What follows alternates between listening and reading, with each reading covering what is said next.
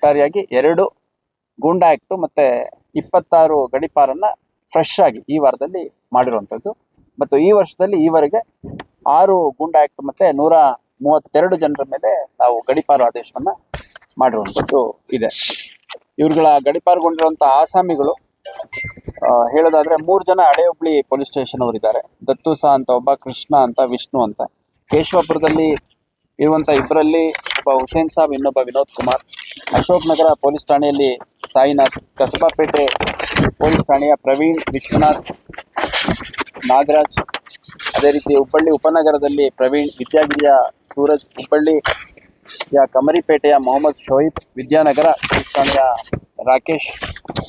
ಅದೇ ರೀತಿ ಹುಬ್ಬಳ್ಳಿ ಕಮರಿಪೇಟೆಯ ಸಂಜಯ್, ಹುಬ್ಬಳ್ಳಿ ಶಹರ ಪೊಲೀಸ್ ಠಾಣೆಯ ಟಿಪ್ಪು ಸುಲ್ತಾನ್, ಧಾರವಾಡ ಶಹರ ಪೊಲೀಸ್ ಠಾಣೆಯ ಆಯಾನ್ ಮತ್ತು ಮಲ್ಲಿಕ್ ಜಾನ್, ಹುಬ್ಬಳ್ಳಿ ಉಪನಗರದ ಹನುಮಂತ್, ಹುಬ್ಬಳ್ಳಿ ಶಹರದ ಮುಬಾರಕ್, ಎಪಿಎಂಸಿಯ ನಾಗರಾಜ್, ಬೆಂಡಿಗೇರಿ ಪೊಲೀಸ್ ಠಾಣೆಯ ರೋಹಿತ್, ಬೆಂಡಿಗೇರಿ ಪೊಲೀಸ್ ಠಾಣೆಯ ಇತರೆ ಆರೋಪಿಗಳಾದಂತಹ ತೌಸಿಫ್ ಮತ್ತು ವಿನೋದ್. ಅದೇ ರೀತಿ ಮತ್ತೊಬ್ಬ ಕಮರಿಪೇಟೆಯ ರಾಘವೇಂದ್ರ, ಹಳೆ ಹುಬ್ಬಳ್ಳಿ ಪೊಲೀಸ್ ಠಾಣೆಯ ಹಜರತ್ ಅಲಿ ಮತ್ತು ಇರ್ಫಾನ್ ಸೇರಿದಂತೆ ಒಟ್ಟು 26 ಜನರನ್ನು ನಾವು ಗಡೀಪಾರು ಆದೇಶ ಮಾಡಿದ್ದೇವೆ.